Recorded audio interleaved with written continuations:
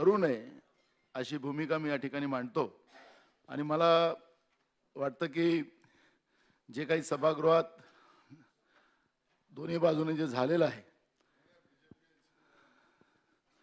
ते अक्षर मगाशीच काढलं त्याच्यामुळे अशा पद्धतीचं दोन्हीकडूनही वर्तन होता कामा नये याची काळजी आपण सगळ्यांनी घेतली पाहिजे। आणि एवढ्या या पवित्र सभागृहाचं महत्त्व कोणीही संपवण्याचं कोणालाही अधिकार या ठिकाणी नाही। त्यामुळे जे काही आक्षेप असेल ते मी तपासून सगळं वगळण्यात येईल अशी या ठिकाणी मी सूचना करतो। आणि विरोधी पक्षनेते आता थोडक्यात तुम्हाला जवळपास 1.5 तास तुम्ही आतापर्यंत बोललात, कन्क्लूड करा आता। चॅनलवर येऊ नये ही आपल्या सभागृहाची परंपरा आहे। मी सांगितलं हा नाही, अनेकदा आपण रेकॉर्ड होऊन काढता आणि कुठेतरी एखाद्या छोट्या पेपरमध्ये मोठ्या पेपरमध्ये ते येतं, व्हॉट्सअप मधून सोशल मीडिया मधून सर्क्युलेट होतं आणि म्हणून हे स्पष्ट आदेश असले पाहिजे की या संदर्भात हक्कभंगाच्या कारवाईला सामोरं जावं लागेल। बिलकुल जे काही सुधीर मुनगंटीवार साहेबांनी जे काही सूचना केली या सभागृहातलं जे काही आता मी सांगितलं की मी तपासून त्याच्यातून वगळेल। त्याच्यामुळे या पद्धतीच्या चुकीचं कुठल्याही पेपरला बातमी जाऊ नये या टीव्ही चॅनलला जाऊ नये याची काळजी संबंधित चॅनल आणि मीडियाने घ्यावी। अध्यक्ष महोदय, आपण जो आदेश दिला तो अतिशय योग्य आदेश आहे। मी केवळ एकच क्लॅरिफिकेशन फक्त या ठिकाणी देऊ इच्छितो की अध्यक्ष महोदय, आपल्या संविधानामध्ये किंवा आपल्या नियमाच्या पुस्तिकेमध्ये कुठल्याही न्यायालयामध्ये जे मॅटर सबज्युडिस आहे त्याच्यावर बोलता येत नाही। आणि सबज्युडिसची व्याख्या अशी आहे की अध्यक्ष महोदय, न्यायालयाने पिटिशन ॲडमिट केली तर ती सबज्युडिस होते। केवळ एखादी पिटिशन दाखल केली म्हणजे ती काही सबज्युडिस मॅटर होत नाही। आणि म्हणून अध्यक्ष महोदय, जे नियमात आहे त्या नियमानुसारच मी बोलणार आहे, त्याच्या बाहेर जाऊन मी बोलणार नाही। मी पहिलेपासून अध्यक्ष महोदय या ठिकाणी बोलत असताना धोरणात्मक विषयच बोलतोय आणि नियमातच बोलतो। आणि माझी तर आपल्याला विनंती आहे, माझं संपूर्ण जे भाषण आहे 3 सचिवांची समिती तयार करा आणि त्याच्याकडे देऊन टाका आणि त्या समितीला एकही गोष्ट नियमबाह्य, आक्षेपार्ह, असंवैधानिक वाटली तर ती त्या क्षणी काढून टाका। अध्यक्ष महोदय, मुळातच राज्य सरकारने स्वतः समिती तयार केली, सीए, एनपीआर आणि अध्यक्ष महोदय जो एनआरसी येणारच नाहीये स्वतः पंतप्रधानांनी सांगितलं तरी त्याची कमिटी केली आपण। आपल्या कमिटीच्या स्कोपमध्ये आपण एनआरसी पण ठेवला अध्यक्ष महोदय। आणि मग ज्यावेळेस आपण जनरल बजेटवर बोलतोय त्यावेळी कायदा आणि सुव्यवस्थेची जी परिस्थिती निर्माण झाली आहे मंत्री महोदय, त्या संदर्भातलं माझं विश्लेषण आहे। आणि याच्याकडे गांभीर्याने का बघितलं पाहिजे? महाराष्ट्रामध्ये दंगल झाली नाही ही आनंदाची गोष्ट आणि ती होऊ नये। पण अध्यक्ष महोदय, आता आपण बघा, याच महाराष्ट्रामध्ये उमर खालिद आले आणि या उमर खालिदने अमरावतीमध्ये अध्यक्ष महोदय त्या ठिकाणी सभा घेतली। दुर्दैवाने 2 मंत्र्यांचे फोटो त्याच्यावर आहेत, ते होते की नाही मला माहिती नाही, त्यामुळे मी त्यांचं नाव घेणार नाही। पण 2 मंत्र्यांचे फोटो त्या अध्यक्ष महोदय त्या मी आपल्याकडे पाठवतो, बॅनरवर आहे राज्याच्या। आणि त्याच्यामध्ये तो उमर खालिद काय म्हणतो अध्यक्ष महोदय, आपल्या राज्यामध्ये येऊन तो असं म्हणतो की ज्या दिवशी ट्रम्प येणार आहे त्या दिवशी दिल्लीच्या रस्त्यांवर उतरा आणि त्या दिवशी दाखवून द्या की आपण काय करू शकतो।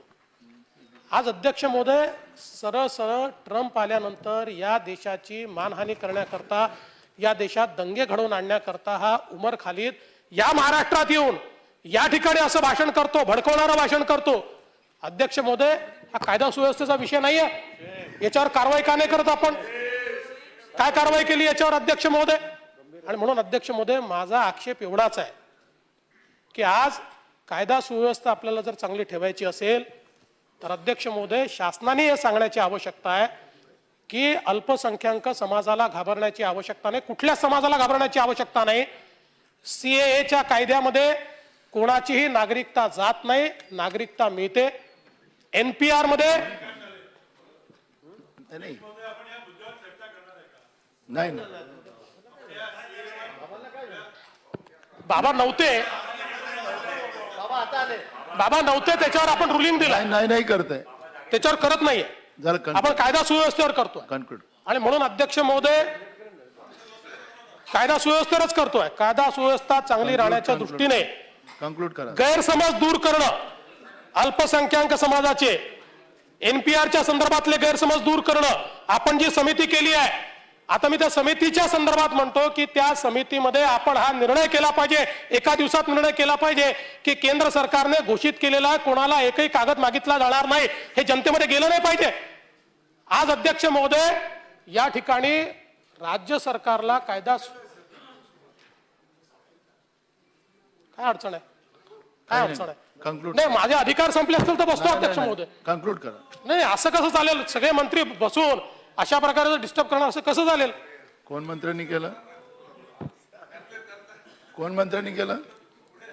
आणि त्यामुळे अध्यक्ष महोदय, माझं स्पष्ट मत आहे की या समितीने तात्काळ या संदर्भातली वस्तुस्थिती जनतेसमोर आणली पाहिजे आणि खोट्या गृहितिकांवर आंदोलनं चालली आहेत, त्या आंदोलकांना सांगितलं पाहिजे कोणाला घाबरण्याची आवश्यकता नाहीये, हे सगळे आंदोलन थांबवले पाहिजे आणि आपल्या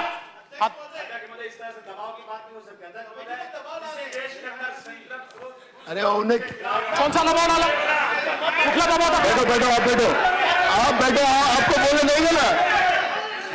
अरे बैठो आप, अरे आप बैठिए. नहीं नहीं नहीं, आप बैठिए. ऐसा नहीं, मैं देता हूं आपको मौका देता हूं, बैठिए. अबू भाई,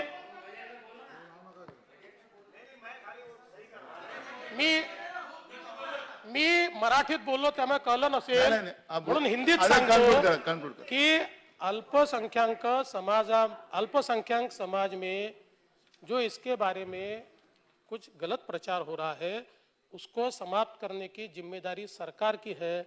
ये मैंने बोला तो कौन सा दबाव डाला? क्या सरकार ने चलने देना चाहिए? त्यामुळे उगीच कारण नसताना अध्यक्ष महोदय, प्रश्न हा आहे की या ठिकाणी मतांचं राजकारण चाललंय. काही लोकांना असं वाटतं की अशांतता राहिली अशा प्रकारची तर वोट बँक आपली पक्की असेल, पण हे देशाच्या हिताचं नाही, हे राज्याच्या हिताचं नाही अध्यक्ष महोदय. आणि म्हणून या समितीने तात्काळ कारवाई केली पाहिजे आणि अशा प्रकारे उमर खालिद वगैरे येऊन आणि आपल्या मंत्र्यांचे फोटो छापून देशविरोधी भाषणं जर इथे करत असतील तर त्यांच्यावर देखील महाराष्ट्र सरकारने अध्यक्ष महोदय कारवाई केली पाहिजे, एवढी विनंती करतो. आणि शेवटचा पर्यावरण विभागाच्या संदर्भातली एकच या ठिकाणी विनंती पर्यावरण मंत्री नसले तरी करतो. अध्यक्ष महोदय, मोठ्या प्रमाणात अलीकडच्या काळामध्ये चायनीज फुलं आपल्याकडे प्लास्टिकची यायला लागली आहेत आणि त्यामुळे आपले जे शेतकरी, फुलांचे जे शेतकरी आहेत यांचा जवळजवळ बाजार संपलेला आहे.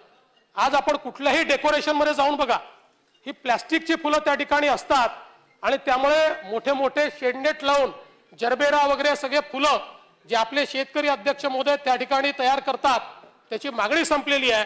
आणि म्हणून या उत्तराच्या निमित्ताने प्लास्टिक बंदी तर आहेच, पण मोठ्या प्रमाणात प्लास्टिकच्या फुलांवर सरसकट बंदी घालून ते प्लास्टिकचे फुलं जर कोणी वापरणार असेल तर त्याच्यावर दंडात्मक कारवाई आणि कारावासाची कारवाई करू, अशा प्रकारचं उत्तर देखील दिलं पाहिजे अध्यक्ष महोदय.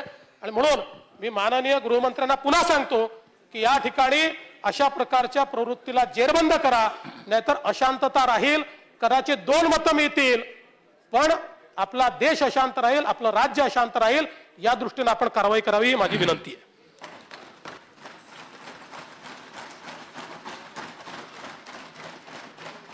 आता एकूण सन्माननीय सदस्य शिवसेनेचे 14, राष्ट्रवादी काँग्रेसचे 8, काँग्रेसचे 9, भारतीय जनता पार्टीचे 31 आणि अपक्ष आणि जे आहेत आपली ती 6, जवळपास याचं टोटल जातं. आता कुठली वेळ आहे? तर म्हणून मी मुद्दाम तुम्हाला सांगितलं की हे सगळ्या सन्मानित सदस्यांना बोलायचं आहे. त्याच्यामुळे मी 5:30 वाजता ग्लिटिंग आहे त्याचं सगळ्यांनी ध्यान ठेवलं पाहिजे आणि आपण पॉइंटेड बोला, हे मगाशी सांगितलं, आता पण सांगतोय. जे आदरणीय, मी मगाशी सांगितलं की आपल्या नेत्यांनी जे भाषण करतात तसं सविस्तर भाषण नाही, आपल्या मतदारसंघाचं पॉइंटेड करा.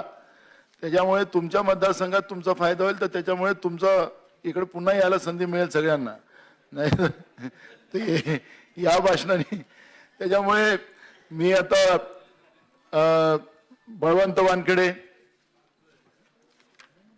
अध्यक्ष महोदय, अर्थसंकल्पीय मागण्यावर चर्चा करताना माझ्या मतदारसंघातील आपण आता एक अजून तुम्हाला सांगतो बळवंत, काल ज्या सन्मानित सदस्यांना वेळ मिळालीच नाही बोलायला, त्या सन्मानित सदस्यांना पहिले बोलायला देऊ आपण. माझ्या दर्यापूर मतदारसंघातील अंजनगाव सुरजी तालुक्यात फार मोठा भौगोलिक परिसर असताना सुद्धा खेळाडूंच्या सुविधासाठी तिथं काही उपलब्ध नसल्यामुळे अंजनगाव सुरजी येथे तालुका क्रीडा समारोह बांधण्याच्या संदर्भात मी अनेक वेळा मागणी केली, तरी या चर्चेच्या माध्यमातून मी अंजनगाव तालुका येथे क्रीडा संकुलन उभारण्याबाबत या संदर्भात मी निधीची मागणी करतो. ग्रामीण भागातील शिक्षणाची भयावह स्थिती आहे. अध्यक्ष महोदय, मी या चर्चेच्या माध्यमातून आपला निदर्शनास आणू इच्छितो की अनेक ठिकाणी वर्ग खोल्या नाहीत, तिथे वीज नाही, पाणी नाही. म्हणून अध्यक्ष महोदय, ह्या मूलभूत सुविधा शाळेत, जिल्हा परिषदेच्या शाळेत पुरवणं गरजेचं आहे. म्हणून अध्यक्ष महोदय, ही मूलभूत सुविधा तिथं होणे गरजेचं आहे.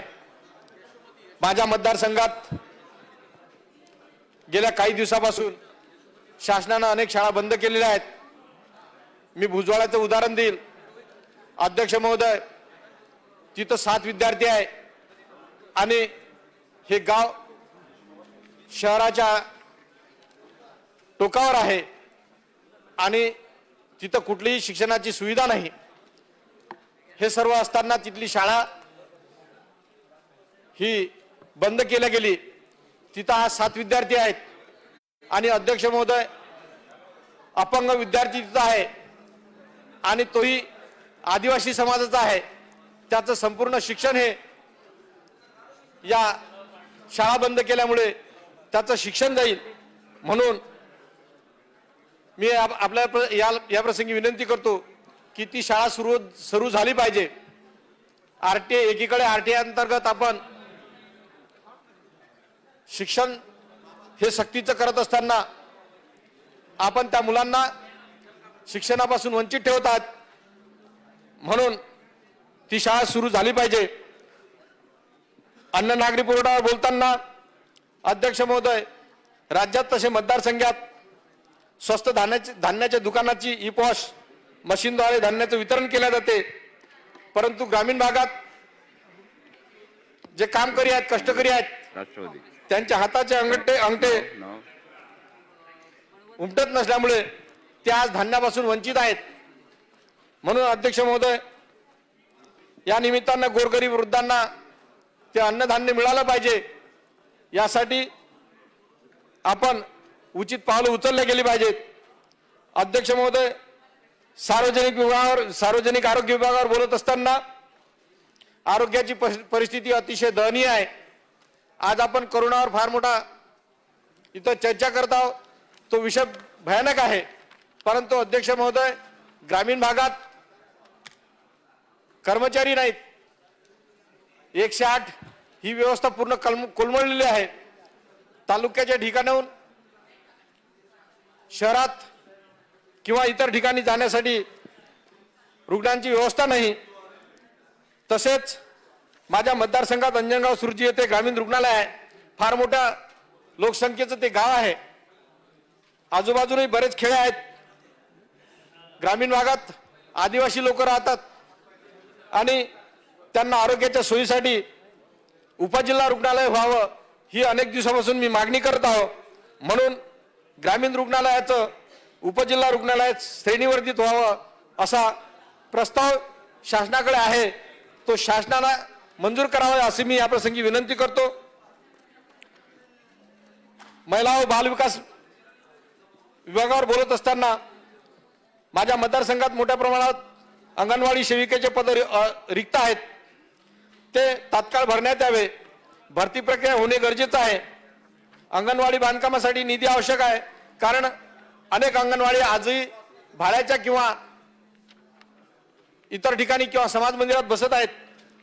तर तिथं अंगणवाड्यांच्या इमारती होणं गरजेचं आहे.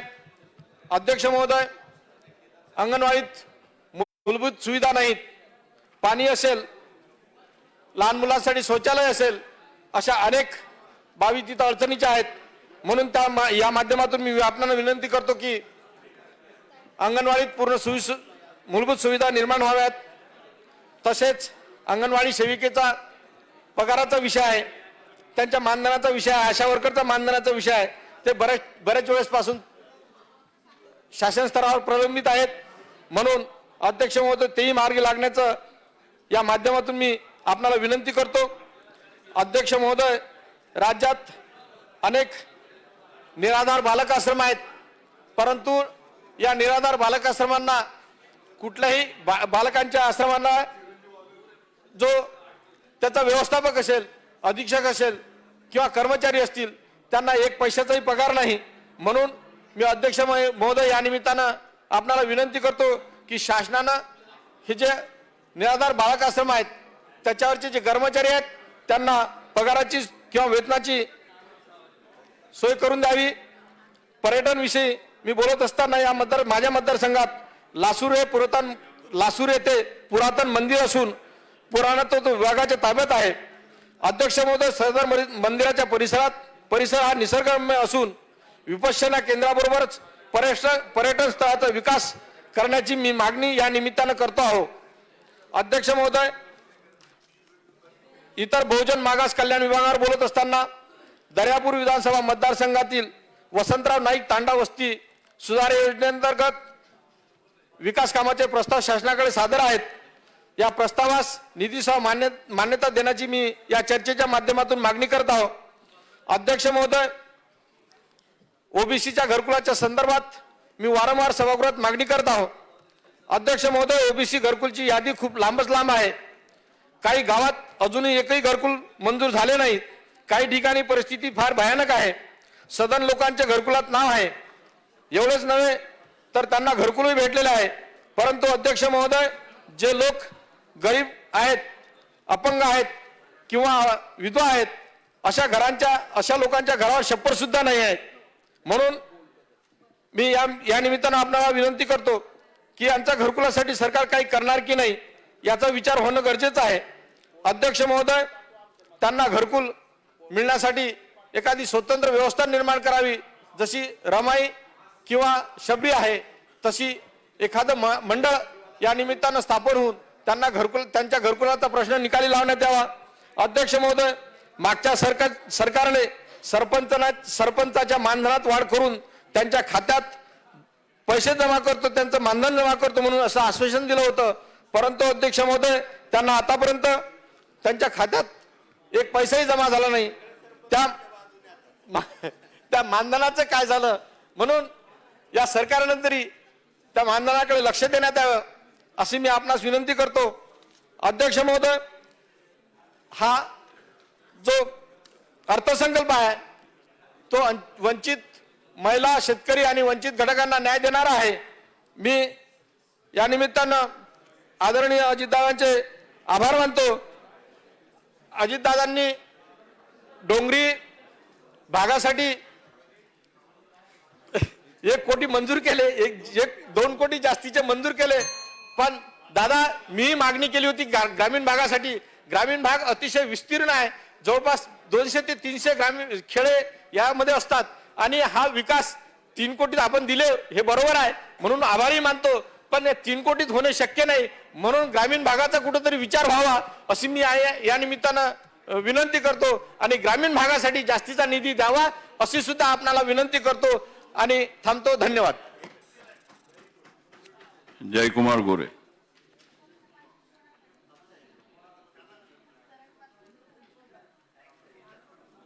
राम कदम. अतुल भातखळकर.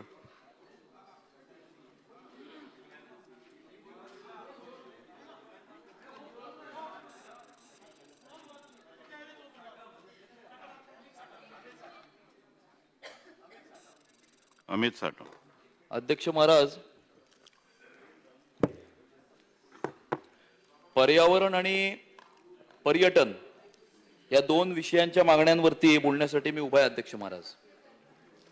खरं तर ऑक्टोबर 2019 मध्ये क्लायमेट सेंट्रल नावाच्या एका अमेरिकेतल्या संस्थेने एक रिपोर्ट प्रकाशित केला होता. स्कॉट कुल्प आणि बेंजामिन स्ट्रॉस नावाचे ते दोन एन्व्हायरमेंटलिस्ट होते, सायंटिस्ट होते, ज्यांनी एक रिपोर्ट प्रकाशित केला अध्यक्ष महाराज. आणि त्या रिपोर्टमध्ये काय म्हटलं होतं अध्यक्ष महाराज? त्या रिपोर्टमध्ये असं म्हटलं होतं की 2050 पर्यंत जेवढे कोस्टल सिटीज आहेत, त्यामध्ये बँकॉक असेल, शांघाय असेल, मुंबई असेल आणि अन्य दुसरे जे कोस्टल सिटीज आहेत, त्या कोस्टल सिटीज या पाण्याखाली सबमर्ज होणार आहेत अध्यक्ष महाराज. आणि हाय टाईड लाईनच्या पुढे सुद्धा हे फ्लडिंगच्या वेळेला पाणी येणार आहे अध्यक्ष महाराज. आणि त्यामुळे सगळीकडे सगळ्या पब्लिकेशन्स मध्ये, सगळ्या वृत्तपत्रांमध्ये अशी चर्चा सुरू झाली की Mumbai is going to get submerged आणि मुंबई पाण्याखाली जाणार का? आणि खरं तर अशा प्रकारचे रिपोर्ट्स हे गेल्या दोन वर्षापासून आपल्याकडे येत आहेत. परंतु त्याची ती एक सुरुवात आहे. जसा मुंबई शहरामध्ये 26 जुलै 2005 ला जो पाऊस झाला आणि गेल्या काही वर्षांमध्ये दुष्काळ झाला आणि दुष्काळाच्या नंतर गेल्या वर्षी म्हणजे 2019 साली आपला जो मॉन्सून होता, इंडियन मॉन्सून, तो इतका लांबला की डिसेंबरच्या महिन्यापर्यंत हा विविध भागांमध्ये पाऊस पडत होता अध्यक्ष महाराज. आणि त्यामुळे गेल्या वर्षी मला आठवतंय की आपल्या या विधानसभेची सुद्धा क्लायमेट कंट्रोलच्या संदर्भामध्ये पर्यावरणाची एक समिती नेमली गेली होती अध्यक्ष महाराज. त्या समितीचा मी सुद्धा सदस्य होतो. परंतु हे नवीन सरकार आल्यानंतर त्या समितीचं खरं झालं तरी काय, अशा प्रकारचा प्रश्न हा आमच्या सदस्यांना पडलेला आहे अध्यक्ष महाराज. आणि त्यामुळे पर्यावरण म्हणजे फक्त आपल्या नदी नाल्यांमध्ये जाणारा जो सुवेज असतं किंवा केमिकल फॅक्टरीज मधनं जो जाणारा गाळ असतो त्याच्यापर्यंत सीमित ही आपली पर्यावरण विभागाची चर्चा आणि प्लास्टिक बंदीपर्यंत सीमित आपल्या पर्यावरण विभागाची चर्चा ही नेहमी होत असते. परंतु प्लास्टिक आणि नदी नाल्यांमधनं जो वाहणारा जो गाळ आहे तो नद्यांमध्ये जाण्याच्या पुढे सुद्धा जाऊन एक कंप्लीट कॉम्प्रिहेन्सिव्ह मेकॅनिझम, एक कॉम्प्रिहेन्सिव्ह स्टडी, एक कॉम्प्रिहेन्सिव्ह ऍक्शन प्लॅन हा येणाऱ्या काळामध्ये आपल्या राज्याला, कारण आपल्या राज्याला सुद्धा खूप मोठा हा 720 किलोमीटरचा समुद्र किनारा लाभलेला आहे अध्यक्ष महाराज.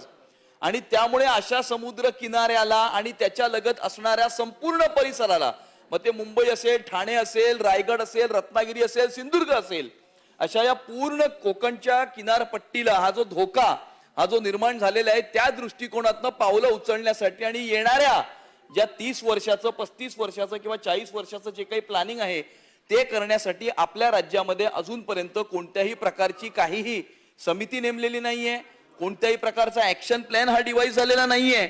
आणि त्यामुळे हे करणं अतिशय आवश्यक आहे अध्यक्ष महाराज. आपण खरं तर पेट्रोल आणि डिझेलचा 1 रुपयानी वाढ केली आणि पेट्रोल आणि डिझेलच्या वाढीमुळे जे 1800 कोटी रुपयाचा जो अतिरिक्त निधी जो हा शासनाला मिळणार आहे, फक्त 1800 कोटी अध्यक्ष महाराज, आणि त्याचा आपण एक ग्रीन फंड हा तयार करणार आहोत.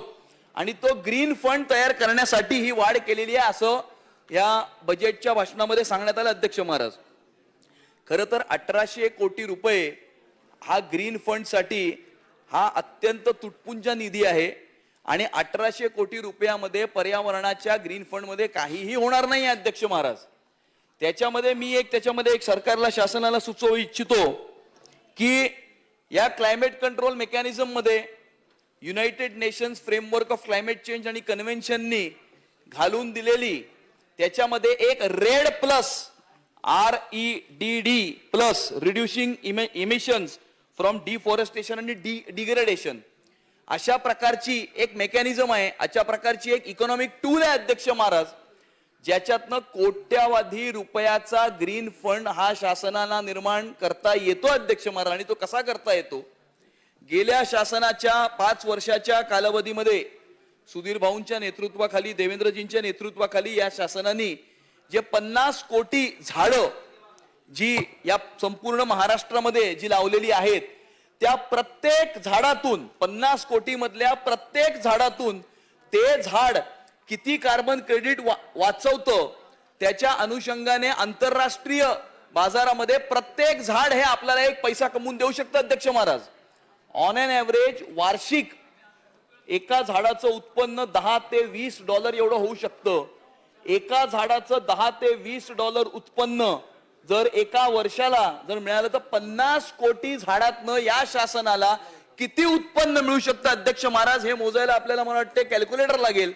आणि त्यामुळे हे 1800 कोटी रुपयाचा जो भार हा ऍक्च्युली शासनाने जनतेवरती टाकलेला भार आहे पेट्रोल आणि डिझेलचे हे भाववाढ केल्यानंतर. आणि त्याचं कारण जे दिलंय तो ग्रीन फंड त्याचं असं कारण दिलेलं आहे अध्यक्ष महाराज.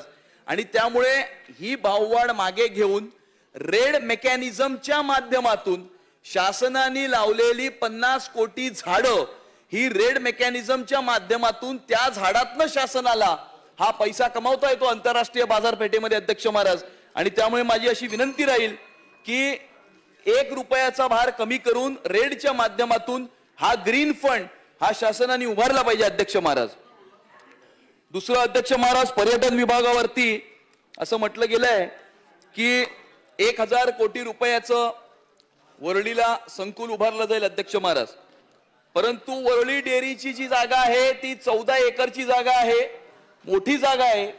आणि खऱ्या अर्थानं सर्वप्रथम कशा प्रकारचं संकुल, त्या संकुलामध्ये नेमकं होणार काय, त्याच्यातलं त्याची फायनान्शियल व्हायबिलिटी काय, त्याची टेक्निकल व्हायबिलिटी काय, इथे किती पर्यटक येतील, आणि या सगळ्याचं फिजिबिलिटी स्टडी खरं तर करणं आवश्यक आहे अध्यक्ष महाराज. आणि त्याच्यानंतरच त्याची तरतूद. आणि तोपर्यंत मला असं वाटतं की मुंबई आय 2 वर्षापूर्वी पर्यटन विभागाच्या चर्चेवर भाग घेताना मुंबई आयची खरं तर मीच मागणी केली होती. परंतु मुंबई आयरला आता भरण्यासाठी कोणी टेंडरच भरण्यासाठी कोणी त्याच्यामध्ये वेंडर आलेलं नाही, अशा प्रकारची बातमी सुद्धा, एक शेवटचे 2 मुद्दे, अशा प्रकारची बातमी सुद्धा ही वृत्तपत्रामध्ये आली होती अध्यक्ष महाराज. त्यामुळे मुंबई आय हे स्वागतार्ह आहे, पण ते लवकरात लवकर हे झालं पाहिजे. आणि मला असं वाटतं की 1500 कोटी रुपयाचा जो निधी हा वरळीच्या पर्यटन केंद्रासाठी आणि इतर कामांसाठी जो आरक्षित केलेला आहे अध्यक्ष महाराज, मला असं वाटतं की दरवर्षी पर्यटन खात्याने एक कोणता तरी प्रोजेक्ट हा केला पाहिजे अध्यक्ष महाराज. आणि त्यामुळे एका वर्षी मुंबई आय असेल, दुसऱ्या वर्षी भरत शेठ एक दोन मिनिटं फक्त भरत शेठ गोगावले कंक्लूड करतोय अध्यक्ष महाराज, करा बोला कंक्लूड करतो. आणि किशोरप्पा त्यामुळे पाटील मुंबईचा फाउंटन शो असेल, सिम्फनी असेल, लेझर अँड साऊंड शो असेल, अशा प्रकारचा किशोरप्पा पाटील. एक प्रोजेक्ट हा पर्यटन विभागाच्या माध्यमातून केला गेला पाहिजे, अशा प्रकारची विनंती मी करतो आणि इथेच थांबतो. जानराज चौगुले केसरकर. अध्यक्ष महोदय, वेळेची मर्यादा लक्षात घेऊन मी फक्त मुद्दे या ठिकाणी सांगतो. काही सूचना आहेत की गृह खात्यासाठी जी वाहनं लागतात ती DPC मधून 3% तरतूद आज आदरणीय अजितदादांनी केलेली आहे. एकंदर हे ज्यावेळेला GR निघाला त्यावेळेला 10% निधी हा गृह खात्याला देण्याची तरतूद त्याच्यामध्ये आहे. त्याच्यामध्ये 2 गोष्टीच्या बाबतीत आदरणीय अर्थमंत्री महोदयांनी हे करावं की त्याच्यामध्ये CCTV हे सुद्धा आपल्याला DPCच्या फंडमधून देता येतात. आणि जी एक मोठी समस्या आहे की आपले जे पोलीस कर्मचारी असतात त्यांच्या वसाहतींची अत्यंत दुर्दशा झालेली आहे आणि त्याला सुद्धा DPC मधून फंड देता येतात. तर माझी अशी विनंती राहील की याच्या संदर्भात सुद्धा आपण सर्क्युलर काढून हे जर कंपल्सरी केले तर ह्या दोन्हीची परिस्थिती सुधारू शकेल आणि विशेषतः CCTVमुळे मोठ्या प्रमाणात गुन्हेगारीवर आळा घालता येईल. हा प्रयोग आम्ही आमच्या जिल्ह्यामध्ये केलेला होता आणि आमचा संपूर्ण जिल्हा अध्यक्ष महोदय आम्ही CCTV त्या ठिकाणी केलेला आहे. दुसरी एक महिला सुरक्षेच्या दृष्टीने पॅनिक बटन देण्याचे आम्ही त्यांना एक पेंडंट असतं आणि ते जर दाबलं तुम्ही त्याच्यातलं बटन तर लगेच हा मेसेज जातो आणि त्याला ट्रॅक करता येतं. ही सिस्टीम सुद्धा गृह खात्याने लवकरात लवकर त्या ठिकाणी अंमलात आणावी. सार्वजनिक आरोग्याच्या संदर्भात एकच विनंती करायची आहे की आपण ज्याला परदेशामध्ये बघतो त्याला डिसइन्फेक्शन मोठ्या प्रमाणात त्याची मोहीम राबवली जाते. आपण ज्या ठिकाणी रेलिंग्ज असतात जिथं हात लावतो, ज्या सरफेसला आपण टच करतो त्याला डिसइन्फेक्ट करायची अजून आपली मोहीम सुरू झालेली नाही. आणि ही मोहीम मोठ्या प्रमाणात आपल्याला US असेल, चायना असेल, ज्या ज्या देशाने करोनाचा हे झालेला आहे त्या ठिकाणी ही मोहीम मोठ्या प्रमाणात राबवली जाते. तर माझी आरोग्यमंत्र्यांना अशी विनंती राहील की आपण लगेच हे डिसइन्फेक्शनची मोहीम या ठिकाणी सुरू करण्यासाठी आणि त्याच्यासाठी आवश्यक तो खर्च करावा. आदरणीय साटम साहेबांनी 1 रुपया वाढवल्याच्याबद्दल हे केलेलं आहे, परंतु मी आपल्या माध्यमातून सभागृहाला सांगू इच्छितो की सर्वात जास्त पोल्युशन हे वाहनांच्या माध्यमातून होत असतं आणि त्याच्यामध्ये वाहनांवर 1 रुपयाचा कर घेतला आणि त्याच्यामधून जर पर्यावरणाचं जर रक्षण झालं तर ही काही चुकीची बाब नाही आहे आणि त्याच्यामुळे जी आपण प्रस्ताव दिलेला आहे त्याला या ठिकाणी पाठिंबा देणं मला योग्य वाटतं. कार्बन क्रेडिट जे आपण क्लेम करतो त्याच्यामध्ये कारखाने जे प्रदूषण करतात त्याच्याबद्दल ते कॉम्पेन्सेशन असतं. ते कॉम्पेन्सेशन ज्याप्रमाणे इंटरनॅशनल लेवलला केलं जातं त्याचप्रमाणे आपल्याकडे सगळ्यात मोठं प्रदूषण हे वाहनातून होतं आणि त्याच्यामुळे मला असं वाटतं की असा कर जरी तो आपण वसूल करत असलो तरी जे प्रदूषण वाहनाच्या माध्यमातून होतं त्याच्यामुळे त्याचं आपल्याला हे करता येईल.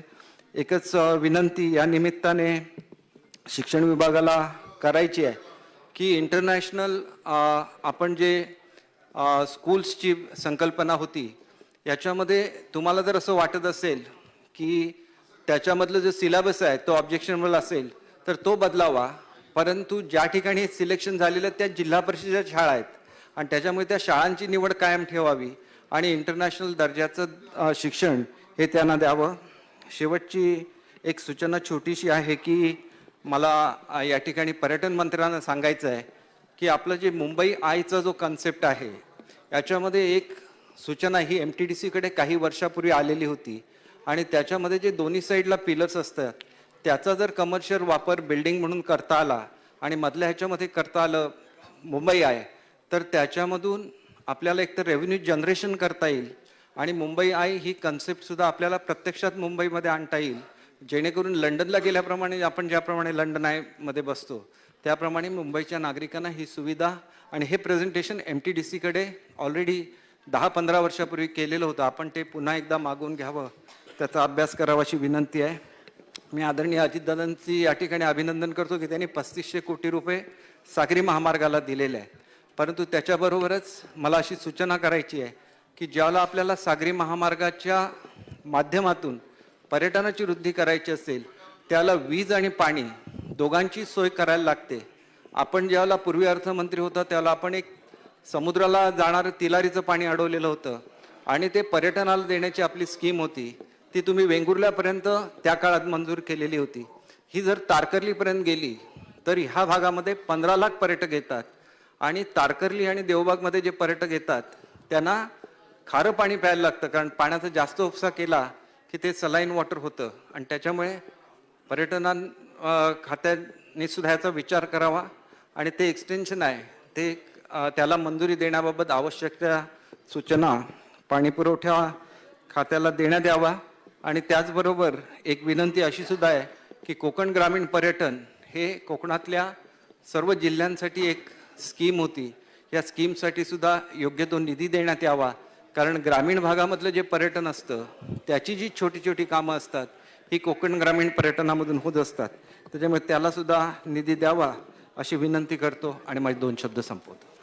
आशिष जयस्वाल शेलर आशिष.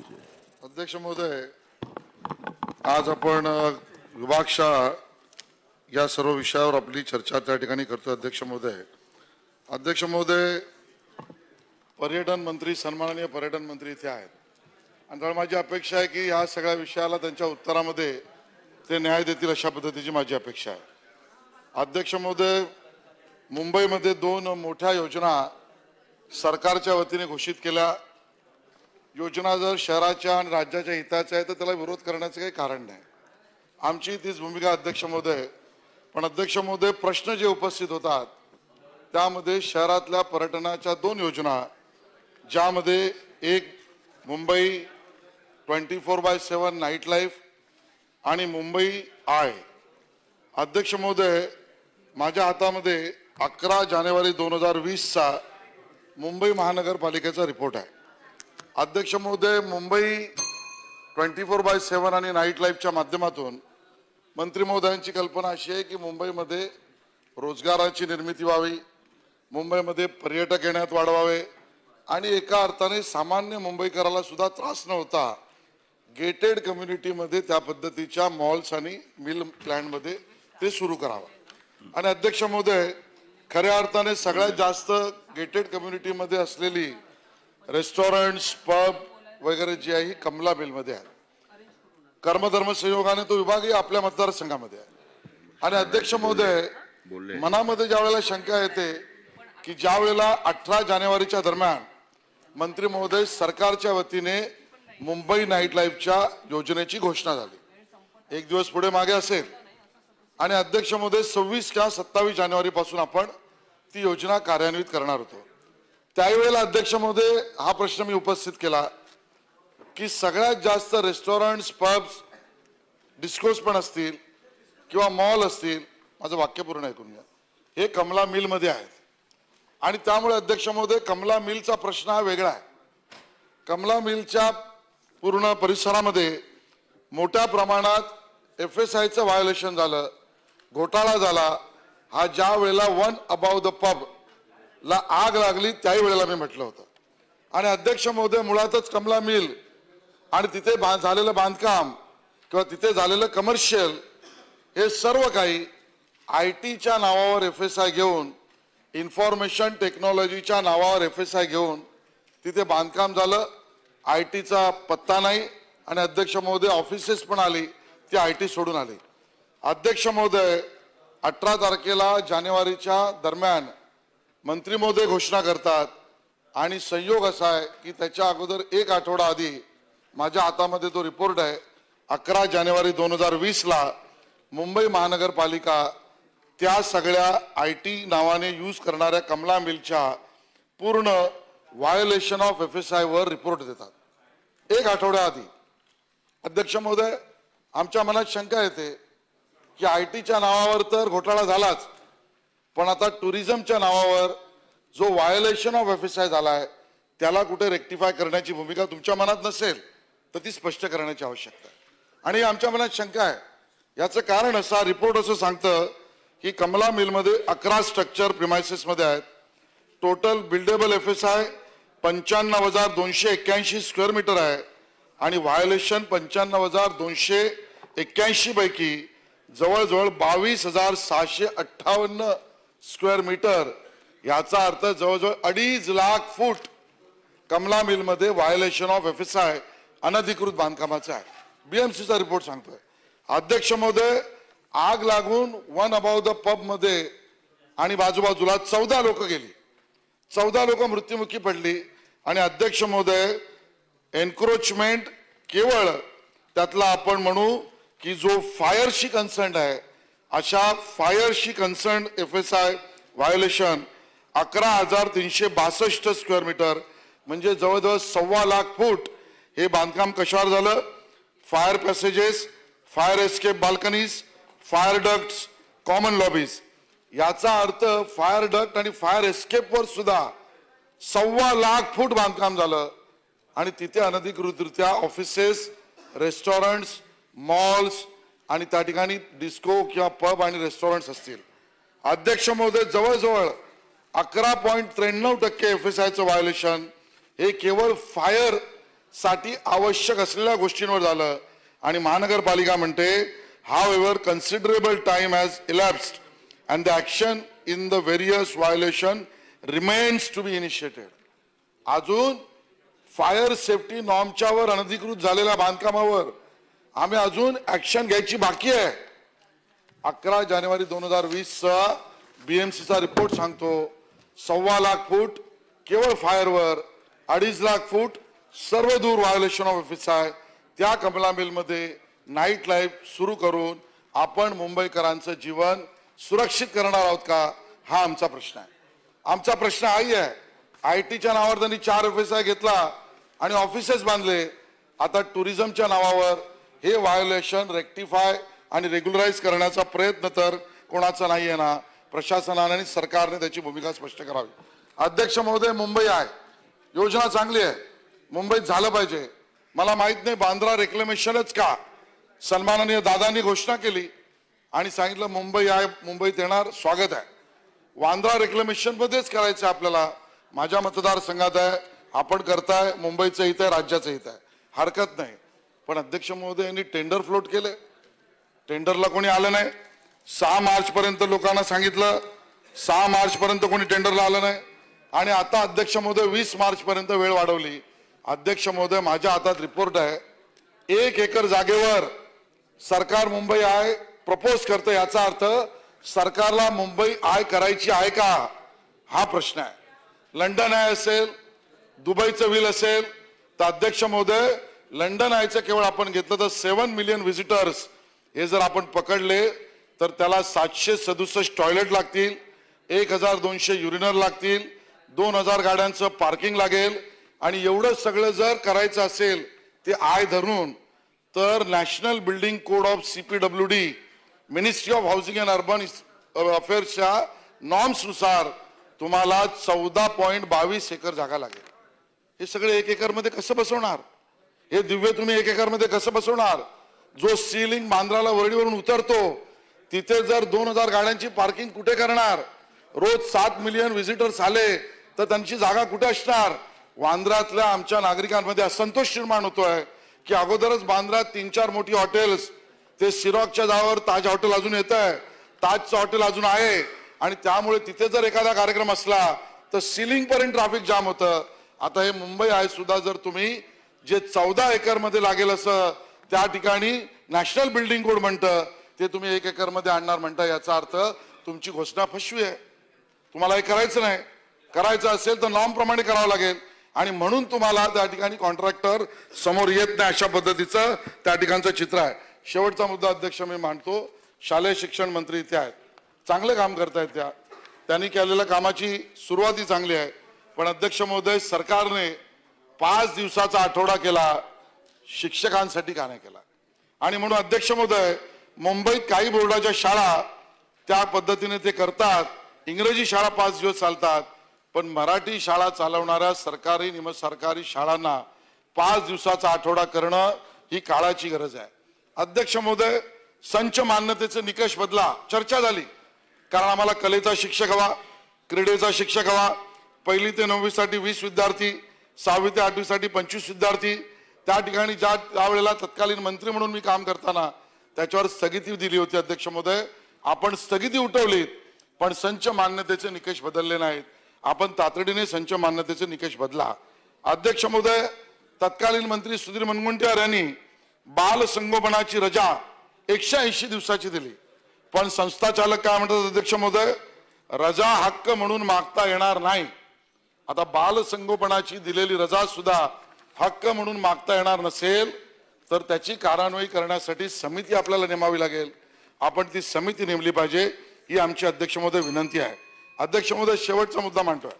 पुढील वर्षी जो अभ्यासक्रम बदलणार आहे त्याची पुस्तके एप्रिल 2020 पूर्वी तुम्ही आणली पाहिजे. तुमच्या मनात असेल, पण त्याचं प्लॅनिंग जर नीट केलं तर पुढच्या वर्षीचा अभ्यासक्रम आता स्पष्ट होईल. आणि आश्वासित प्रगती योजना जी 10, 20, 30 वर्षांची कालबद्ध पदोन्नती होती ती शिक्षकांना लागू केलेली नाही, ती सुद्धा शिक्षकांना लागू करावी अशी मी विनंती करतो आणि इथेच थांबतो. धन्यवाद. बाळासाहेब अजबे.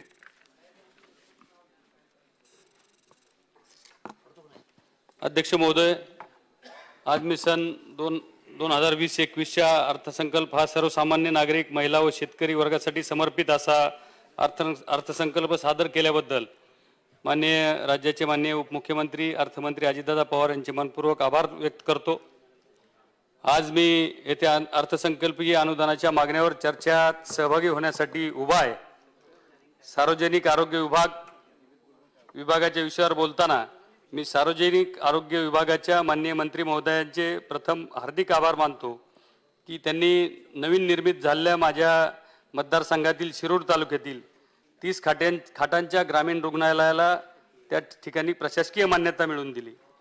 त्याचसोबत मी आपले लक्ष या ठिकाणी वेधू इच्छितो की माझ्या मतदारसंघातील आष्टी येथे ग्रामीण रुग्णालय कार्यरत आहे, परंतु येथे आपत्कालीन परिस्थितीत रुग्णांसाठी पुरेशा सुविधा व स्टाफ उपलब्ध नसल्याने नागरिकांची गैरसोय होत आहे. अध्यक्ष महोदय, आष्टी हे गाव राज्य रस्त्यावर असल्याने मोठ्या प्रमाणात रहदारीचे असून तेथे अपघातांचे प्रमाण जास्त आहे. सदरच्या भाग हा डोंगराळ भाग, रस्ते अपघातातील पेशंट, सर्पदंश, विषबाधा, प्रसूती इत्यादींच्या अत्यावश्यक रुग्णांवर तातडीने उपचार मिळण्यास अडचण येतात त्यांना पुढील उपचारासाठी अहमदनगर सिव्हिल हॉस्पिटल जे की 65 किलोमीटर तिथून आहे किंवा मग बीड सिव्हिल हॉस्पिटल जे 90 किलोमीटर तिथून अंतर आहे त्या ठिकाणी त्या पेशंटला न्यावं लागतं. इतक्या लांब पाठविण्यास अडचणी येतात. त्यांच्यावर वेळेवर उपचार न झाल्याने 70% पेशंट हे ऍक्सिडेंट मधले त्या ठिकाणी दगावतात. या संदर्भात मी माननीय मंत्री महोदयांना सार्वजनिक आरोग्य विभाग यांच्याकडे पत्राद्वारे आष्टी येथे 100 खाटांचे उपजिल्हा रुग्णालय व त्याची इमारत तात्काळ निर्मिती होण्याकरता मागणी केलेली आहे. याबाबत आपले शासन सकारात्मक आहे याबाबत मला तिळमात्रही शंका नाही. याकरता शासनाने त्वरित निधीची तरतूद करून उपजिल्हा रुग्णालयाची निर्मिती करावी अशी मागणी मी करीत आहे. माननीय अध्यक्ष महोदय, उच्च व तंत्र शिक्षण विभागाच्या विषयावर बोलण्यासाठी मी माननीय मंत्री महोदयांचे लक्ष वेधू इच्छितो की माझ्या मतदारसंघातील शिरूर तालुका हा नव्याने निर्मित झालेला तालुका आहे. त्या ठिकाणी जवळजवळ 1.5 लाखाच्या आसपास त्या तालुक्याची लोकसंख्या आहे. सदर तालुक्यात औद्योगिक प्रशिक्षण संस्थेची ITI ची इमारत नसून सध्या भाड्याच्या जागेवर सदर संस्था चालू आहे. या संस्थेत प्रशिक्षण घेण्यास येणाऱ्या विद्यार्थ्यांची मुलींची संख्या जास्त असून विद्यार्थ्यांची येथे गैरसोय होत आहे. मी माननीय उच्च व तंत्र शिक्षण मंत्री महोदयांना याद्वारे औद्योगिक प्रशिक्षण संस्थेच्या इमारत बांधकामास प्रशासकीय मान्यता मिळण्यासाठी विनंती करतो. तर विद्यार्थ्यांची गैरसोय लक्षात घेता शासनाने त्वरित निधीची तरतूद करून इमारतीस प्रशासकीय मान्यता द्यावी ही मागणी मी आपल्याकडे करीत आहे. आपण मला बोलण्याची संधी दिली त्याबद्दल मी आपले आभार मानतो. धन्यवाद. जयकुमार गोरे. अध्यक्ष महोदय, 2020च्या अनुदानाच्या मागणीवर अध्यक्ष महोदय मी माझे विचार व्यक्त करण्यासाठी या ठिकाणी उभा आहे. अध्यक्ष महोदय, सार्वजनिक आरोग्य विभागाच्या मागणीवर बोलत असताना चर्चा करत असताना मी सन्माननीय मंत्री महोदयांचं लक्ष या ठिकाणी वेधून घेतो की आता आपणाकडे सार्वजनिक आरोग्य विभाग खातं आपणाकडे मंत्री महोदय आले आणि आता राज्यातल्या प्रत्येक हॉस्पिटलची अवस्था आपण सगळेजण बघतोय. आपण आरोग्य सेवा देतोय, खूप मोठ्या मोठ्या घोषणा करतोय, पण या सगळ्या घोषणा करत असताना हॉस्पिटल मोठी मोठी बांधत असताना हॉस्पिटलमध्ये डॉक्टरांची संख्या किती आहे याच्यावर सगळ्यात महत्त्वाचा अध्यक्ष महोदय आपल्या माध्यमातून मंत्री महोदयांना मी सांगेन की अनेकदा चर्चा झाली, अनेकदा विषय झाले, परंतु डॉक्टरांच्या संख्येबद्दल, नवीन डॉक्टरांच्या नेमणुकीबद्दल प्रत्येक वेळी सभागृहामध्ये आश्वासन दिलं जातं आणि आश्वासन दिल्यानंतर 2 महिन्यात करतो, 3 महिन्यात करतो, सगळ्या डॉक्टरांच्या नेमणुका करतो, पण आज अखेर कधी डॉक्टरांच्या नेमणुका अध्यक्ष महोदय झाल्या नाही. दुसरा एक विषय अध्यक्ष महोदय, सभागृहाच्या माध्यमातून मी मंत्री महोदयाच्या शासनाच्या आणि राज्याच्या जनतेच्या निदर्शनास आणून देणार आहे. अजितदादांनी आता अर्थसंकल्पामध्ये 102 नंबरच्या ॲम्ब्युलन्स आहेत त्या नवीन घेण्यासंदर्भातली खूप मोठी तरतूद केली. त्याच वेळी गेल्या 5-6 वर्षापासून राज्यामध्ये 108 नंबरचे ॲम्ब्युलन्स आपण सगळेजण बघतोय की खूप उत्तम सेवा महाराष्ट्र शासनाच्या वतीनं अध्यक्ष महोदय ग्रामीण भागातल्या जनतेला आणि राज्यातल्या जनतेला आपण देतो. पण ही सेवा देत असताना आपल्या सगळ्यांच्या समोर मी काही गोष्टीचा या ठिकाणी निदर्शनास आणून देतोय. NRHMच्या माध्यमातून मंत्री महोदय 108 ॲम्ब्युलन्सची सेवा देण्यासाठी टेंडरची प्रक्रिया अध्यक्ष महोदय काढली आणि ॲम्ब्युलन्स देण्याची जी प्रक्रिया आहे ही प्रक्रिया जेव्हा टेंडर काढलं तेव्हा सुरुवातीच्या कालखंडामध्ये 2 कंपन्या, एक जीविके म्हणून कंपनी आणि जिक्विजा हेल्थ म्हणून एक दुसरी कंपनी, अशा 2 कंपन्या टेंडर प्रक्रियेमध्ये सहभागी झाल्या आणि या टेंडरला प्रतिसाद नाही म्हणून हे टेंडर 2 वेळा काढलं. तिसऱ्या वेळी अध्यक्ष महोदय या टेंडर प्रक्रियेमध्ये BVG नावाची एक कंपनी या टेंडरच्या प्रक्रियेमध्ये आली आणि या टेंडरच्या सगळ्या प्रक्रियेमध्ये चालू असताना या कंपनीच्या माध्यमातून ही टेंडर प्रक्रिया पुढे जात असताना शासनाच्या अधिकाऱ्यांनी एका विशिष्ट कंपनीला हे टेंडर मिळालं पाहिजे अशा पद्धतीच्या अटी शर्ती या टेंडरमध्ये घातल्या. जीव्हीके कंपनी जी राज्यात देशातली सगळ्यात मोठी कंपनी, जवळजवळ बहुतेक राज्यांना जी ॲम्ब्युलन्सची सेवा पुरवते, त्या कंपनीला या टेंडर प्रक्रियेमधनं टेक्निकल ग्राउंडवर बाहेर काढलं आणि एक हाऊसकीपिंग करणारी कंपनी, ज्या कंपनीला कधीही ॲम्ब्युलन्स सेवा देण्याचा अनुभव नव्हता, कुठल्याही आरोग्य क्षेत्रातलं काम करण्याचा अनुभव नव्हता, अशा कंपनीनं जॉईंट व्हेंचर केलं आणि फोर्जिन म्हणून कंपनी आहे, त्या कंपनीसोबत जॉईंट व्हेंचर केलं आणि त्या कंपनीला हे काम देण्यात आलं. काम देण्याबद्दल माझं ऑब्जेक्शन मंत्री महोदय अजिबात नाही, पण हे काम देत असताना या कंपनीला जशा पाहिजे होत्या तशा अटी या कंपनीला जशा पाहिजे होत्या तशा अटी या टेंडर प्रक्रियेमध्ये अध्यक्ष महोदय या शासनाच्या संबंधित अधिकारी महोदयांनी बसून, मला माहिती नाही अधिकारी होते का त्यात आणि कोण सहभागी होतं या संदर्भात मी बोलणार नाही, परंतु या कंपनीला टेंडर देत असताना मंत्री महोदय आपल्या निदर्शनास आणून देतो, या कंपनी काम करत असताना ॲम्ब्युलन्स शासनाची आणि ॲम्ब्युलन्स शासनाची असताना त्या ॲम्ब्युलन्स चालवण्यासाठी म्हणून शासन जे पैसे देत होतं, ते जे पैसे टेंडरमध्ये कोड केलं ते आजपर्यंतच्या देशाच्या इतिहासातलं सगळ्यात महाग टेंडर 108चं BVG कंपनीला देण्यात आलं. ते 2,70,000 रुपये मासिक, 2,70,000 रुपये मासिक त्या कंपनीला एक ॲम्ब्युलन्स चालवण्यासाठी आपण देतो. ॲम्ब्युलन्स शासनाची आहे. 1,000 ॲम्ब्युलन्स आपल्या शासनाच्या माध्यमातून जीव्हीके कंपनी, आपलं BVG कंपनी चालवते आणि 2,70,000 रुपये ॲम्ब्युलन्स आपले असताना त्या कंपनीला मासिक भाडं चालवण्यासाठी आपण शासन पे करतं. मंत्री महोदय, मी आपल्याला सांगतो, तेलंगणा राज्यामध्ये अशाच पद्धतीची सेवा दिली जाते. ती सेवा 1,55,000 रुपयाला मासिक दिली जाते. कर्नाटक राज्यामध्ये ती सेवा दिली जाते, ती सेवा 1,60,000 रुपयाला दिली जाते. तामिळनाडूमध्ये सेवा दिली जाते, ती 1,60,000 रुपयाला दिली जाते. केरळमध्ये ती सेवा दिली जाते, तिथं ॲम्ब्युलन्स त्या कंपनीच्या शासनाची नाही, कंपनीनं ॲम्ब्युलन्स दिलेली आहे.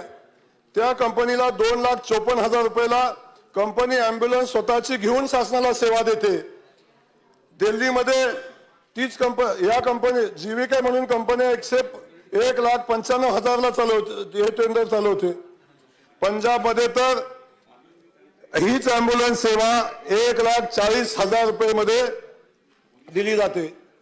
अध्यक्ष महोदय, मध्य प्रदेशमध्ये तो रेट 12,55,00,000 आहे मासिक, एकच विषय. छत्तीसगड मध्ये हीच ॲम्ब्युलन्स सेवा, तीच जीव्हीके म्हणून जे कंपनी आहे, ती कंपनी 1,94,000 रुपयाला मंत्री महोदय ही सेवा देते. मला मंत्री महोदय या माध्यमातून आपल्याला सांगायचंय, अबू आझमी. अरे हो मंत्री महोदय, अध्यक्ष महोदय, 5 मिनिटाचा विषय, 5 मिनिट अहो विषय तर संपू दे ना. वेळ ना वेळ 3 मिनिटं अध्यक्ष महोदय द्या मला वाटतं 3. मंत्री महोदय, या माध्यमातून मी आपल्याला सांगणार आहे, या कंपनीला टेंडर देत असताना किमान एक मिनिट प्रतिमासिक सन्मान्य सदस्य, 1 मिनिट. आज गिलोटिन आहे आपल्याला सगळ्यांना. माझ्याकडे तुमच्या पक्षाचा जवळजवळ 40 सन्मान्य सदस्य आहेत, त्यांना बोलायचं आहे. म्हणून आता तुम्हाला 3 मिनिट दिला तर बाकीच्या सदस्यांना अन्याय होईल. म्हणून आपण आता बोला, जे बोलायचं ताबडतोब बोला. आणि 3 मिनिटं द्या फक्त, मी 3 मिनिटात बोलतो. 3 मिनिट नाही, आता बोला, शेवटचा शब्द तर मंत्री महोदय, प्रति महिन्याला एका ॲम्ब्युलन्सच्या मागे किमान शासनाचं 1.25 लाखाचं नुकसान होतं. 1,000 ॲम्ब्युलन्स आपण चालवतो BVG कंपनी, महिन्याला किमान 12.5 कोटी रुपये त्याला आपण अतिरिक्त देतो. वर्षाला 120 कोटीच्या आसपासची रक्कम देतो आणि 5 वर्षात किमान 700 कोटी आपण अतिरिक्त त्या कंपनीला देतो. ह्या कंपनीच्या माध्यमातून हे टेंडर देत असताना अनेक अधिकाऱ्यांनी, आता मला सविस्तर बोलण्यासाठी वेळ मंत्री महोदयाने आपल्याला प्रत्येक गोष्ट मी आपल्या निदर्शनास आणून देईल की त्याची माहिती आपल्याला देईल, परंतु टेंडर काढताना अशा अनेक कंडिशन होत्या. जेव्हा अग्रीमेंट झालं, वर्क ऑर्डर झालं, तेव्हा त्या सगळ्या अटी शर्तीला हरताळ पासला गेला आणि त्या अटी बाजूला ठेवून वर्क ऑर्डर देत असताना वेगळ्या अटी घातल्या. 90 दिवसांनी पेमेंट द्यायची अट होती. या कंपनीला 5 दिवसात 70% पेमेंट दिलं पाहिजे अशा पद्धतीची नवीन अट अध्यक्ष महोदय अग्रीमेंट करताना घातली. सन्मान्य सदस्य हे जे आपलं जे आहे ते लेखी आपण द्या. अबू आजमी जी. धन्यवाद अध्यक्ष महोदय. अध्यक्ष महोदय, मैं आज 2020-2021 के अल्पसंख्यक अनुदान पर मांगनी पर मैं बोलने खड़ा हूं. अध्यक्ष महोदय, 2017-18 में महिलाओं के खिलाफ जो क्राइम हुआ, अध्यक्ष महोदय, अफसोस है कि यूपी के बाद दूसरा नंबर महाराष्ट्र का था. अध्यक्ष महोदय, अब महिलाओं के साथ जो जुल्म हो रहा है, जो उनके साथ क्राइम हो रहा है, उसमें सबसे बड़ा जो उनके साथ ज्यादती, रेप और मोलेस्टेशन का है, जो पिछले 5 सालों में दोगुना हो गया. अध्यक्ष महोदय, 83% रेप, 95% मोलेस्टेशन बढ़ा यहाँ पर. ये हमारे लिए बहुत ही शर्म की बात है. अध्यक्ष महोदय, अपना कानून सख्त नहीं है, अपने को ये कानून सख्त बनाना चाहिए. मैं देखता हूं हमारे पड़ोसी मुल्कों में, अरब मुल्कों में रेप नाम की चीज कोई नहीं होती, और कहीं अगर हो भी गई तो बहुत जल्द 15 दिन, महीने के अंदर फांसी के फंदे पर चढ़ा दिया जाता है. हम क्यों नहीं इसको अडॉप्ट करते? सिर्फ बातें होती हैं. जब कहीं बड़ा रेप होता है, बड़ा वाकया होता है, मीडिया में चिल्लाया जाता है तो बहुत हम लोग उस पर गौर करते हैं, लेकिन उसके बाद फिर ठंडे बस्ते में चला जाता है. अध्यक्ष भाई, इसमें बहुत जल्द फास्ट ट्रैक कोर्ट करके 3 से 4 महीने में इसका फैसला करना बहुत जरूरी है. हमारा केसेस इतने ज्यादा पेंडिंग है, कई करोड़ केसेस पेंडिंग है. मैं मांग करना चाहता हूं कि अगर सरकार नई कोर्टें नहीं बना सकती तो नाइट कोर्ट चलाया जाए और लोगों को इंसाफ मिले. 20-20 साल तक केस चलता है, आदमी मर जाता है, केस जब ठंडे बस्ते में पड़ा रहता है. और ये मतलब ये कोई तरीका ही नहीं हुआ सजा देने का. उसके बाद महाराष्ट्र सरकार इस पे कोई न कोई कदम उठाए और जो है नाइट कोर्ट चलाया जाए, ये मेरा मानना है. अध्यक्ष महोदय, 2019 में 93% केसेस जो हैं पेंडिंग पड़े, जिसकी इंक्वायरी नहीं हुई. मार्च 2019 के सेशन में सेशन कोर्ट में 15% जजेस की कमी थी. मैं मांग करता हूं कि जजों को ज्यादा बढ़ा किया जाए और इसके लिए कुछ कदम उठाया जाए. इसकी देखिए, जो ये रेप केसेस बढ़ रहे हैं उस पर हमें सोचना चाहिए ऐसा क्यों हो रहा है. वल्गर मटेरियल हाथ में सबके घूम रहा है और इससे जो है बहुत ज्यादा ये चीजें बढ़ती जा रही हैं.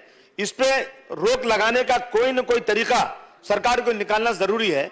अगर किसी के पास कोई ऐसी गंदी फिल्म होती है, कुछ रहता है, तो दुकान पर जाकर रेड मार के पकड़ते हैं, सजा देते हैं, लेकिन सबके हाथ में मोबाइल है और छोटे बच्चे 4 साल, 5 साल, 3 साल के बच्चे मोबाइल लेकर घूम रहे हैं. मैं अभी उस दिन एक खबर देख रहा था अध्यक्ष महोदय, जिन लोगों ने दुनिया में तरक्की किया सबसे ज्यादा, यहूदियों ने, इसराइल में, उनके घर में गया, एक उनके घर में जर्नलिस्ट गई लेडी, उसने पूछा घर में टीवी है क्या, तुम्हारे घर मोबाइल है क्या? बच्चे जानते हैं नहीं, टीवी मोबाइल है ही नहीं. जिन्होंने बनाया उनके नहीं, हमारे यहाँ खाने को नहीं है लेकिन मोबाइल और टीवी उनके पास है, जिससे आज गंदगी बढ़ती जा रही है. इस पे सरकार को कहीं न कहीं बंधन लगाना बहुत जरूरी है. अध्यक्ष महोदय, एक वजह इसकी ड्रग बहुत बड़ी वजह है और मैं देख रहा हूं कि जो ये ड्रग है, कहीं एमडी, मियाऊ, आइडेक्स जितने हैं, इस तरह से फार्मास्यूटिकल ड्रग्स, इसकी वजह से आदमी पकड़ा जाता है और छूट जाता है, केस कोई बनते ही नहीं. और इतनी जाती हो गई इसकी कि पूरी की पूरी नौजवान नस्ल जो है ड्रग में बर्बाद होती जा रही है. इस पे सरकार को कोई न कोई कानून बना करके इसको कहीं न कहीं रोकने की बहुत जरूरत है. अध्यक्ष महोदय, पुलिस फोर्स में अभी श्री कृष्णा कमीशन की रिपोर्ट में था और मैंने लंदन की भी रिपोर्ट पढ़ा था कि जहां पे जिनकी मेजॉरिटी होती है वहां पुलिस वाले उस कम्युनिटी के लोग करते हैं. हमारे महाराष्ट्र में 1% पुलिस में माइनॉरिटी के लोग हैं और ये वजह क्या उसकी है? क्या लोग आते नहीं या उनको लिया नहीं जाता? उनको ट्रेनिंग करने की जरूरत है. इस पे कहीं ना कहीं सरकार को देखना चाहिए कि जितनी जिसकी कम्युनिटी है उसके हिसाब से पुलिस में भर्ती होना चाहिए. ये बहुत जरूरी है, इस पे चेक होना बहुत जरूरी है. अध्यक्ष महोदय, अब मैं स्कूल के बारे में स्कूल के बारे में सर अगर आप भी कहेंगे तो कई पॉइंट बाकी सर थोड़ा सा दे दीजिए टाइम मुझे प्लीज। स्कूल एजुकेशन, सर्व शिक्षा अभियान का फायदा सबको नहीं हो रहा है, फ्री एजुकेशन होना बहुत जरूरी है। मैं कहना चाहता हूं कि एक एक घर में जाकर के जिस तरह से सरकार ये कह रही सीए एनआरसी एनआरपी एक एक घर में जाएंगे, अरे उसको बाद में करो, पहले एक एक घर में जाकर लोगों को तालीम दिलाने के लिए काम सरकार को शुरू करना चाहिए, ये मेरा मानना है। अध्यक्ष महोदय, माँ बाप इतने गरीब हैं, बच्चों को स्कूल भेज ही नहीं सकते और बच्चे उनको खाने को नहीं है, बच्चे जाते हैं कहीं काम करने के लिए तो लेबर लॉ की चाइल्ड लॉ की वजह से बच्चे पकड़े जाते हैं। उन बच्चों को पकड़ना बिल्कुल बंद किया जाए, उन बच्चों को उनके माँ बाप के हवाले कर दो, लेकिन जो रखते हैं नौकरी पे उनको सजा दो कि वो क्यों रख रहे हैं। और मैं देख रहा हूं दूसरे मुल्कों में जाता हूं, जिनके बच्चे पढ़ते हैं ना, उनको महीने का पैसा मिलता है गरीबों को। हमारे यहां तो नहीं सरकार दे सकती, तो कम से कम कुछ ऐसा बंदोबस्त किया जाए कि जो बच्चे माँ बाप के लिए काम कुछ करते हैं, बल्कि उनका वक्त, उनकी उम्र पढ़ाई की है, ऐसे माँ बाप को कहीं ना कहीं उनको मदद करना बहुत जरूरी है। अध्यक्ष महोदय, मैं ज्यादा वक्त नहीं लेता क्योंकि मेरा टाइम अभी खत्म हो जाएगा। मैं एक ही बात आपसे कहना चाहता हूं अध्यक्ष महोदय, आज पर्यावरण का बहुत बड़ा मसला है, मंत्री जी बैठे हुए हैं, हमने पिछले 10 सालों में कितनी बार चिल्लाया इस हाउस के अंदर, लोग समझते हैं कि वही बात बार बार कहते हो, कुछ सरकार कुछ कदम उठाती ही नहीं है। अब जब मैं कह चुका हूं 25 बार इसी हाउस में कह चुका हूं कि उस पर्यावरण की वजह से मानकुश शिवाजी नगर में लोगों की उम्र का एवरेज 39 ईयर हो चुका है, पूरे महाराष्ट्र में 60 से 70 साल है। मानकुश शिवाजी नगर मेरे विधानसभा में अगर कोई एनजीओ ये रिपोर्ट देती है कि लोगों की उम्र की वजह घटने की वजह यह है कि वहां पर डंपिंग और वहां पे जो है एसएमएस कंपनी से ऐसा धुआं जहरीला निकलता है, लोग आज जो है मरीज हो गए हैं, इसके सांस के मरीज हो गए हैं। मैं आपसे निवेदन करना चाहता हूं कि आप उस कंपनी को तुरंत बंद कीजिए। बंद करने का ऑर्डर इसी हाउस से हुआ था, स्टे ऑर्डर मिल गया उस कंपनी से, और कोर्ट कह रहा है कि जब तक इनको पर्यायी जगह नहीं देंगे ये बंद कैसे कर सकते हैं, उसे जल्द से जल्द बंद होना चाहिए। अध्यक्ष महोदय, मैं आज ये निवेदन करना चाहता हूं, सरकार ने 6 लोगों की कमेटी बनाई है एनआरसी एनपीआर के लिए। देखिए अभी बहुत बातें हो रही थी, इस सरकार का दिल्ली में बैठी सरकार का इन्होंने अहंकार में आकर के मेजॉरिटी के बेस पर ऐसा कानून बना दिया जो इस देश के संविधान के खिलाफ है। चार पूरे 1 मिनट सर, लास्ट मिनट बोल रहा हूं, मैं निवेदन करना चाहता हूं कि ये जो है इसके ऊपर जो कमेटी बनी है वो कमेटी महाराष्ट्र जो केरल में, बिहार में, आंध्र प्रदेश, ऐसे वहां पर जो एनपीआर के लिए उन्होंने एक प्रोविजन लाया है उस तरह से लाना चाहिए। हमें दिल्ली सरकार पर बिल्कुल यकीन नहीं है, ये लोग झूठे लोग हैं, ये बाहर एक ही बात को बार बार 10 बार बोलते हैं लोग। सर तेरे हर झूठे वादों पे मक्कारी पे लानत है, तेरे हर झूठे वादों पे मक्कारी पे लानत है, देश में फैली नफरत की बीमारी पे लानत है। चोर लुटारे देश को छोड़कर भाग रहे हैं, चौकीदार तेरी ऐसी चौकीदारी पे लानत है। मुझे उम्मीद है कि मुझे उम्मीद है कि ये 6 लोगों की कमेटी इस देश के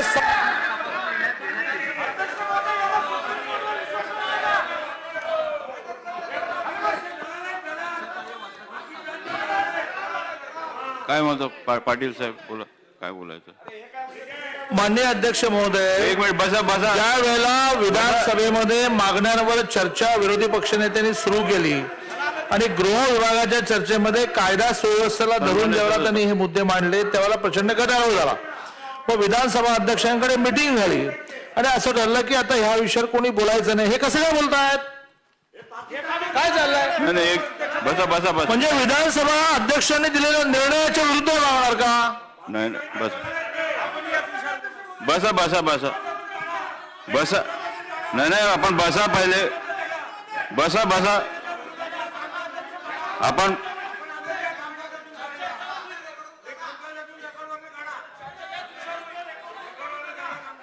एक मिनिट सगळे बसा प्लीज।